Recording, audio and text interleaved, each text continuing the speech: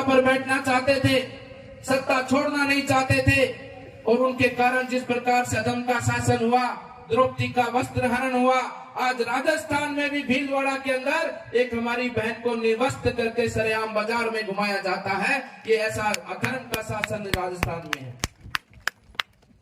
इसलिए बंधुओं, हर जगह पर देख लो तुष्टीकरण की राजनीति, तुष्टीकरण की राजनीति की पराकाष्ठाओं को पार किया है। हमारे हिंदू सनातन धर्म के पर्व त्योहारों पर फतवे जारी होते हैं, धारा 144 लगाई जाती है कि आपकी यात्रा नहीं निकलेगी, और उधर उदयपुर में पीएफआई को परमिशन दी जाती है कि आप निकालो यात्रा, कोई आपको रोकने वाला नहीं है। कन्हैया की मृत्यु, कन्हैया की दर्दनाक हत्या हो जाती है, दिन दहाड़े उसका गला रेंग दिया जाता है, उसको मुआवजा देने तक ये सरकार आ नहीं बनती है, न्याय देने तक की ये काम नहीं करती है। और उधर गौ तस्कर हमारे पड़ोस के अंदर हरियाणा में कहीं मारा जाता है, उसके घर जाके मुख्यमंत्री 25 लाख की घोषणा करते हैं। उधर जयपुर के अंदर रोड एक्सीडेंट में मुस्लिम समाज का एक युवक मर जाता है, आपस में दोनों मुस्लिम होते हैं। उसके बाद बाजार के अंदर जिस प्रकार से बाजार के व्यापारियों को डराया धमकाया जाता है, उसी दिन शाम को गहलोत जी उस मरने वाले व्यक्ति को 50 लाख का मुआवजा घोषित करते हैं। ये है गहलोत की रीति और नीति। आपके यहां भी बहुत घटनाएं हुई होंगी। आदरणीय रमलाल जी, हमारी स्वतंत्रता सेनानियों की वीरांगनाएं मुख्यमंत्री आवास पर बैठी रही धरने पर, सरकार ने कोई पूछने वाला नहीं। पुलिस को ऑर्डर देकर उनको घसीट घसीट कर जंगल में छोड़ के आए, उनको तो मुआवजा देने की बात नहीं। और उधर तुष्टीकरण की राजनीति की पराकाष्ठा करने वाली यह सरकार जिस प्रकार से हमारे सनातन धर्म को अपमानित करने का काम करती है, वो किसी से छुपा नहीं है। लोग कहते हैं कि मुख्यमंत्री के आवास से, सचिवालय से ऑर्डर आया है। हमने सुना, अखबार में भी देखा, सोशल मीडिया पर भी देखा, उदयपुर के अंदर, जोधपुर के अंदर कहा कि मुस्लिम भाइयों के त्योहार का, रमजान का महीना है, वहां पर लाइट की सुविधा, बिजली की सुविधा, पानी की सुविधा सुचारू रखी जाए। मेरी नजर में जो मुख्यमंत्री आवास है, इस प्रकार के जो फतवे जारी करते हैं, ये जो मुख्यमंत्री आवास नहीं हुआ है, ये तो फतवा हाउस बन चुका है आज के समय पर। ये तो फतवे जारी होते हैं यहां से हमारे लिए। इसलिए ये वोट है, ये हमारे थोड़े से वोट की चूक के कारण आज ये परिस्थिति राजस्थान में बनी है।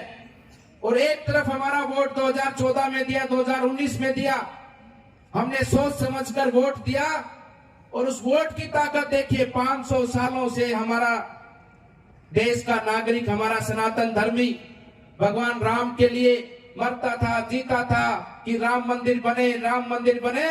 और ये भारतीय जनता पार्टी संकल्प लेकर देश के लोगों के बीच में गई, देश के लोगों ने वो ताकत दी, और जैसे ही आपकी ताकत पूरी मजबूती में आई, तो आपके सामने आपकी वोट की ताकत से राम मंदिर भी बनने जा रहा है। और आने वाली 22 जनवरी को भगवान रामलला विराजमान होंगे अपने आसन पर।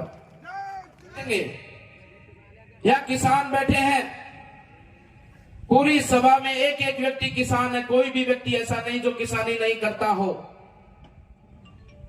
आपसे इतना बड़ा झूठ इन लोगों ने बोला, 10 दिन में कर्जा माफ करने की बात कही। क्या कोई किसान अपनी धरती माता पर खड़ा होकर इस कांग्रेस को वोट देने का मन उसका करता है क्या किसी का?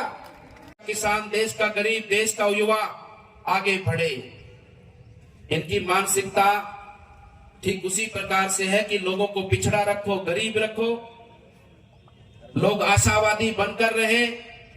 नेताजी गांव में आएंगे, गांव में कहेंगे कि भाई लूण ले लो, मिर्च ले लो, तेल ले लो, हल्दी ले लो, लूण ले लो, मिर्च ले लो, तेल ले लो, 100 यूनिट बिजली की ले लो। अरे इतना भोला समझा है कि हमारे किसानों को, हमारे राजस्थान की जनता को। ये वो भारत है, ये नरेंद्र मोदी जी का भारत है जो आज चांद पर तिरंगा लहराता है। ये वो भारत है आज दुनिया की तीसरी अर्थव्यवस्था है। ये वो भारत है कि जो आज इतनी ताकत रखता है कि देश के दुश्मन यहां आकर किसी प्रकार से भी कोई हमारे देश के लोगों को हानि पहुंचाने का अगर काम करते हैं तो हमारे जवान वहां जाकर उनकी छाती में खंजर ठोक के आते हैं। ये तो वीरों की भूमि हमारी पूरी। आपसे बेहतर कौन जान सकता है इन सब बातों को। तो ये ऐसी कांग्रेस, लेकिन मैं कहना चाहता हूं कि ये वोट का ही तो कमाल हुआ है। हमने विश्वास कर इन पर वोट दिया और इनके वोट के कारण आज राजस्थान को जो अपमानित लज्जा का सामना करना पड़ा पूरे विश्व के सामने, इन कांग्रेस के कारण राजस्थान का युवा दर दर की ठोकरें खाता है। एक नहीं 17-18 बार पेपर लीक होता है, पेपर बेच के खा गए कांग्रेस के लोग। इस कांग्रेस के कारण राजस्थान में जिस प्रकार से गुंडागर्दी चली है, फिरौती मांगी जाती है, वसूली की जाती है और इनके विधायकों के द्वारा जिस प्रकार से अवैध रूप से जमीनों पर कब्जा करना, खनन पर कब्जा करना, ये सरेआम हमको देखने को सुनने को मिलता है। ये कोई राजस्थान में रामविलास जी कभी ऐसा होता था क्या कि यहां पर सरेआम बाजार में फायरिंग होती है, व्यापारियों को धमकी मिलती है और तो और आपस में गैंगवारी गुंडे मवाली भी करने लग गए कि राजस्थान में राज कौन करेगा। उनमें भी आपस में रोज गैंगवार की घटनाएं हमको सुनने को मिलती हैं। ये स्थिति किसके कारण हुई? कांग्रेस के कारण। भ्रष्टाचार की सीमाओं को लांघ गई।